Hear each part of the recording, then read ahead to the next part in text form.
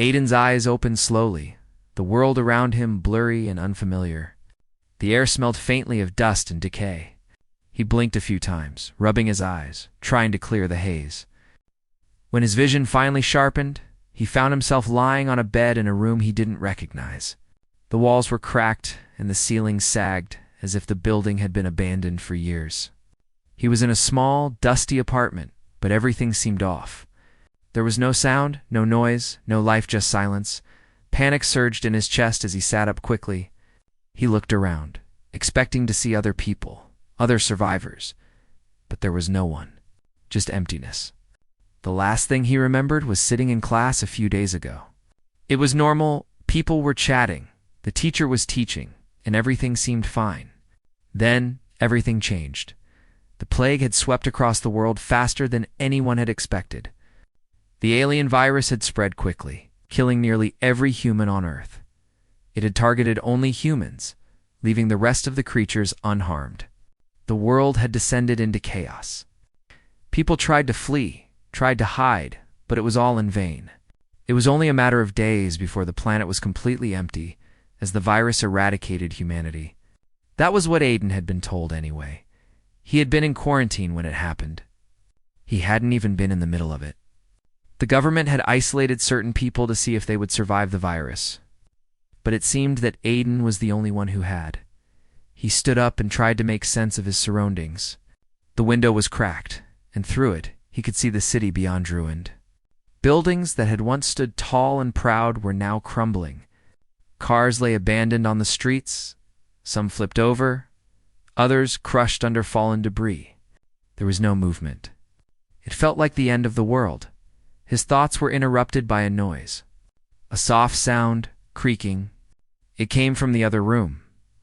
Aiden's heart raced as he walked toward the sound, cautiously pushing open the door. Inside, there was another person, a girl.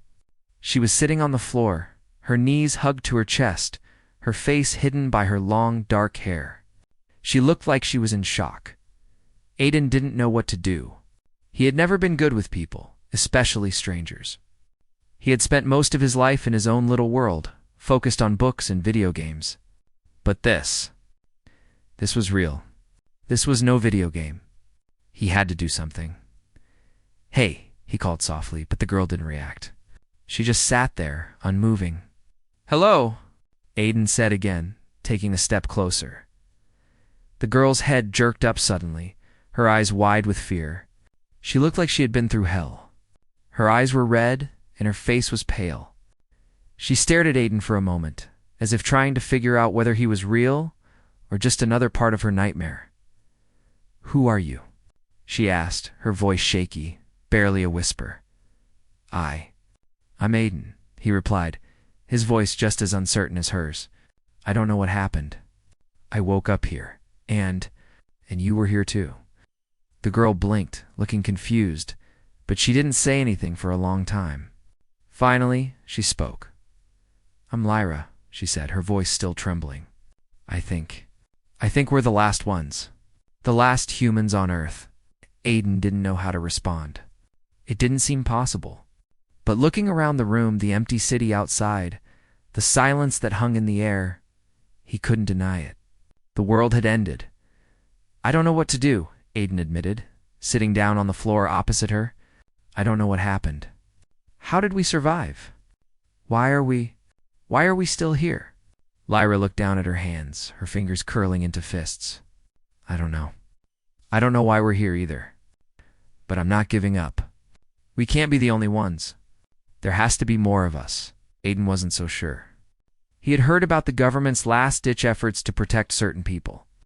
But even then, they had said that humanity's survival was a lost cause.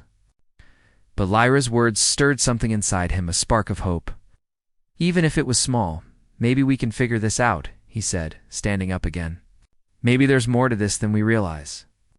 They both sat there for a long while, not saying anything, just thinking. What were they supposed to do?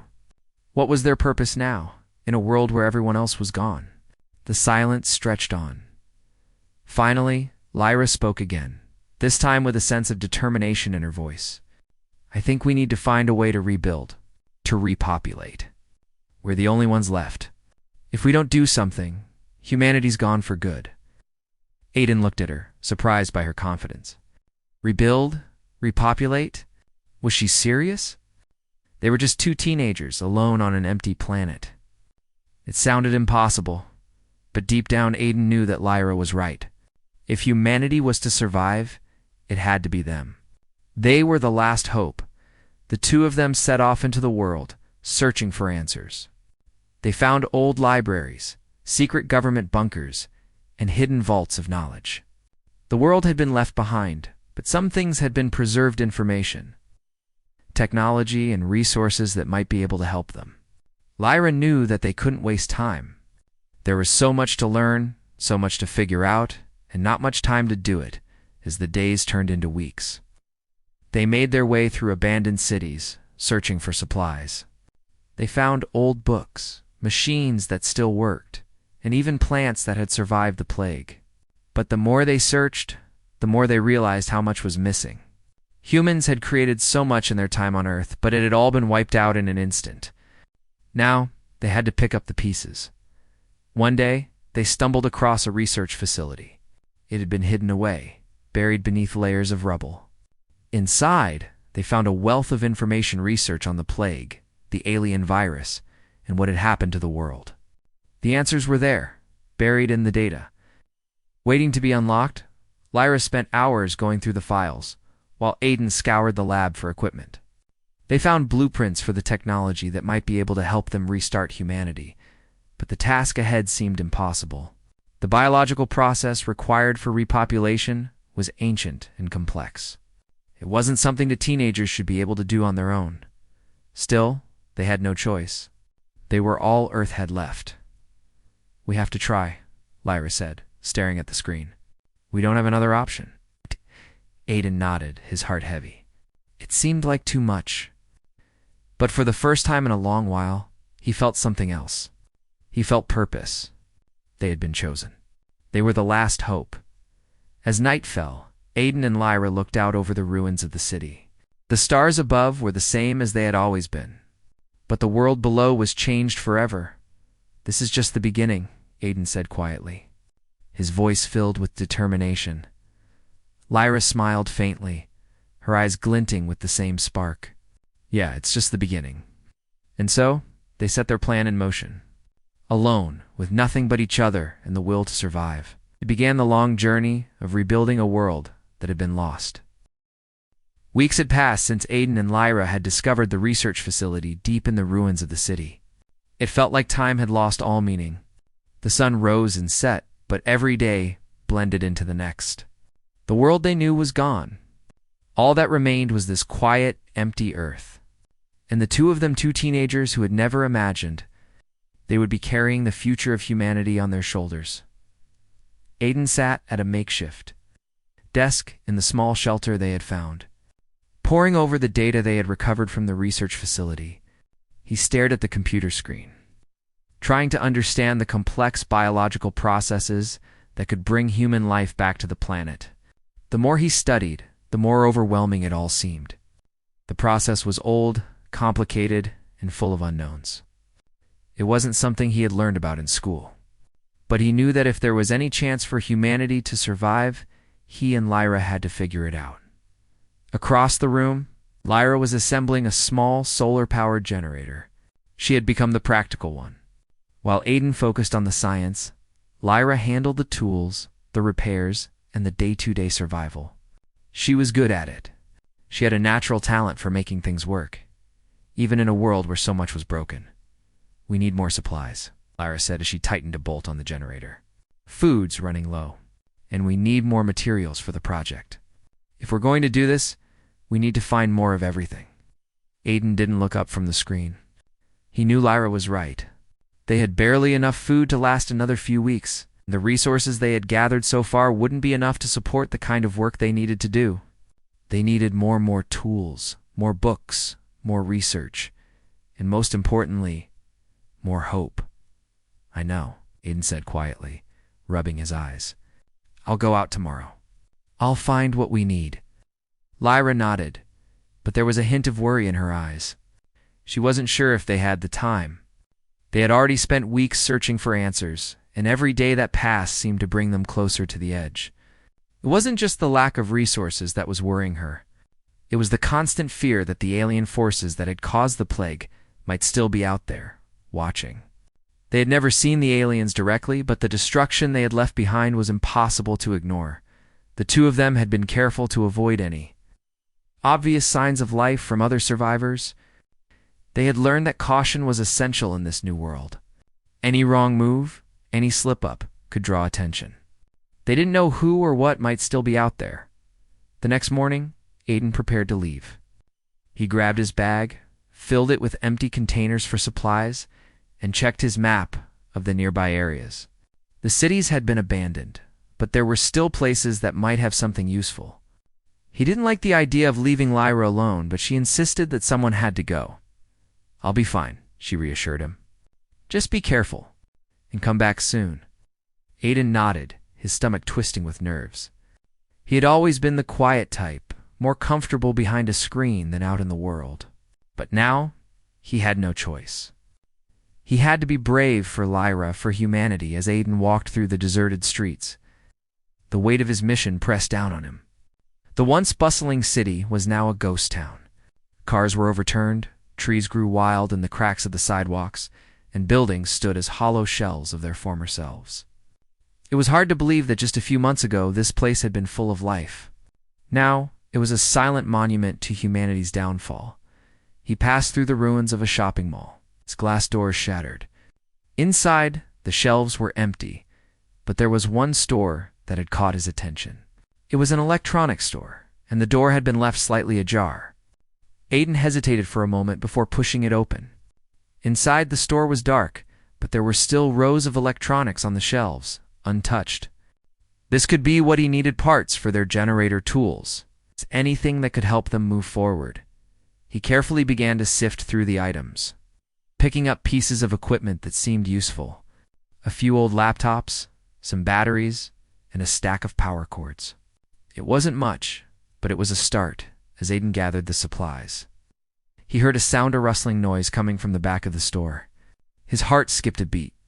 His first thought was that it was another survivor. Someone who might not be as friendly as Lyra. He grabbed a broken piece of metal from the floor. Holding it in his hand as a makeshift weapon, he stepped carefully toward the back, his footsteps quiet on the dusty floor. When he rounded the corner, he froze. It wasn't a person at all. It was a small animal, a cat. Of all things digging through the trash in the corner of the room, the sight of the creature brought a strange sense of relief to Aiden. Life was still out there, in some form. Maybe it wasn't all gone. Maybe it was still possible to rebuild. Aiden slowly lowered the piece of metal and crouched down, watching the cat. It seemed oblivious to him, focused on finding food. After a few moments, it wandered off into the shadows. Disappearing into the ruins, Aiden let out a breath he didn't realize he had been holding. He gathered the rest of the supplies quickly and made his way back to the shelter. When he returned, Lyra was waiting for him, as she always was. Her eyes brightened when she saw the supplies in his hands, but there was something else in her gaze. Something that worried Aiden. "We need to talk," she said, her voice serious. Aiden's heart sank. "What's wrong?" "There's something I found," Lyra said, motioning for him to follow her. She led him to the small room where they had been working on the research. On the screen was a message, one that hadn't been there when they had first accessed the files. Aiden stepped closer, his eyes scanning the screen. The message was encrypted, but Lyra had managed to decrypt it. It was a warning, a message from the last human government. To any surviving humans, the alien threat has not been eliminated. Their forces are still out there. They may be monitoring your every move. Be cautious. Do not trust anyone you meet. They are watching. Aiden's blood ran cold. The alien forces were still out there. They had thought the danger was over, but this message confirmed their worst fears. The aliens had never stopped watching. And now, they were aware of the two survivors. "What do we do?" Aiden asked, his voice tight. Lyra turned to face him, her expression hard.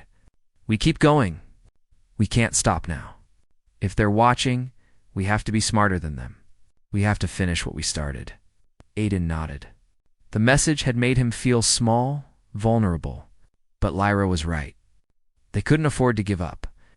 Not now, not when they were so close. "We'll do this," he said, his voice firm. "We'll make sure humanity comes back." They stood together, facing the uncertain future. The message from the government was a reminder that the road ahead wouldn't be easy. But they were determined. They had to rebuild. For humanity, for Earth, for themselves. And so they began again, this time with more urgency than before. The journey was far from over, but Aiden and Lyra knew that they could not stop. The future of the human race depended on them. Aiden and Lyra stood together on the hill, looking out at the ruins of the world. The sky was a dull gray, the remnants of a storm passing by, but there was a faint hope in the air. It had been months since they first realized they were the last humans on Earth, and since then, every day had been a challenge. But now, after everything they had learned, after everything they had gone through, they were closer than ever to completing their mission. Aiden looked at Lyra. Her face was tired, but there was a fire in her eyes. A fire he hadn't seen when they first met. She was no longer just the girl he had found in that empty building. She was his partner, his equal, his only companion in a world that seemed to have forgotten them. And together, they were going to bring humanity back. "We're almost there," Lyra said, her voice steady, but there was a certain tension in her words. "We have the knowledge. We have the equipment. All we need now is the final piece." Ade nodded. He knew exactly what she meant. They had everything they needed to bring humanity back to life, to repopulate Earth, but there was still one thing left to do. They had to find a safe place, a place where they could build the first human settlement, a place where they could start the long, difficult process of rebuilding. "We'll find it," Aiden said, his voice filled with determination. "We have to." For the next few weeks, they traveled across the land searching for the perfect location. They found old cities, abandoned factories, and empty towns, but none of them felt right. They needed a place that was isolated but safe, a place where they could begin their work without fear of being disturbed. Finally, after what felt like an eternity of searching, they found it. An old military base, hidden deep in the mountains. The base was still intact, its walls strong, and its gates locked, but not completely broken. It was the perfect place to begin their work. The facilities were there, the resources they needed were still stored inside, and it was far away from the alien forces that might be watching. Aiden and Lyra spent the next few weeks setting up their new base, organizing their supplies and preparing everything for the next phase. It wasn't easy. There were days when the weight of what they were doing felt too much to bear. They had to grow their own food, repair old equipment, and learn new things every day. But they kept going. They had no other choice. One evening, as they sat together under the stars, Lyra turned to Aiden. "Do you ever think about what happens next?" she asked softly. Aiden looked up at the sky. The stars shone bright, distant, and cold. "What do you mean?" he asked. "I mean, after we do this, after we start the new human race, what happens then?" Lyra's voice was quiet, thoughtful. Aiden paused. He had never really thought about it. He had been so focused on surviving, on rebuilding, that he hadn't allowed himself to consider the bigger picture. What would the world look like when humanity was reborn? What kind of world would they create? "I don't know," Aiden admitted. "But maybe that's the point. We get to decide. We get to make it better. We get to build something new." Lyra smiled faintly. "I hope we do." The next day, Aiden and Lyra began the final step of their mission. Using the technology they had found in the research facility, they began the complex process of repopulation. It was a delicate procedure, one that required both of them to use the biological technology they had learned about to create a new generation of humans. It was an odd feeling knowing that they were the first two to start it all again. But they didn't hesitate. They knew they were the only ones who could do it. The process took days, but at last they had completed it. They had successfully created embryos, the first humans to be born after the plague. It was a small beginning, but it was a beginning. And with it, they had given humanity a chance to live again, The two of them sat in silence after the work was done, looking at the tiny vials that contained the future. Aiden felt both a sense of accomplishment and an overwhelming responsibility. He had never thought he would be here, doing something so important. But here he was, and there was no turning back now. "This is just the beginning," Lyra said softly, breaking the silence. "Now we need to protect them. We need to make sure they survive." Aiden nodded. The real work had just begun. The world had changed, and they would have to work hard to make sure the new generation grew up in a safe, healthy world. They couldn't let the alien forces destroy what they had started. That night, as they lay down to sleep, Aiden heard something that sent a chill down his spine. It was the sound of something heavy moving in the distance, a low hum in the air. His heart skipped a beat. "What's that?" he whispered. Lyra's face hardened. She had heard it too. "It's them," she said, her voice tight. "The aliens. They've found us." Aiden shot up, grabbing his bag. "We have to go. We have to move the embryos." Lyra nodded. They didn't have much time. They had to protect the future of humanity. As they ran through the base, gathering their supplies and securing the embryos, they could hear the sound growing louder. An alien ship was approaching. The air crackled with tension. Aiden and Lyra knew that they had no choice but to fight. They had to protect the new generation, protect the hope of humanity. If they didn't, everything they had worked for would be lost. They made their way to the old military vehicles they had found, preparing to make a stand. They couldn't run. They had come too far. They weren't going to let the aliens take it all away. As the alien ship hovered above the base, a bright light shone down, illuminating the darkness. Aiden and Lyra stood their ground, facing the threat head-on. The aliens didn't know who they were dealing with. Humanity had faced death before and survived. Now, they would do it again. The alien ship descended slowly, its engines humming as it hovered just above the ground. The doors opened, and shadowy figures began to emerge. Aiden and Lyra took a deep breath. They didn't have time to be afraid. They were humanity's last hope, and they would fight with everything they had. Lyra looked at Aiden, fierce determination in her eyes. "We will protect them," she said. Aiden nodded. Together, they would make sure humanity's story didn't end here. Together, they would fight for the future. With that, they raised their weapons and prepared for battle. It wasn't just about survival anymore. It was about proving to the universe that humanity was strong, that they would never give up, that they were not just survivors, but warriors. The aliens had come to Earth, but they had underestimated the resilience of humans. Aiden and Lyra would show them that, no matter what, the human race would never be destroyed. The first shots rang out, and the battle for the future of Earth began.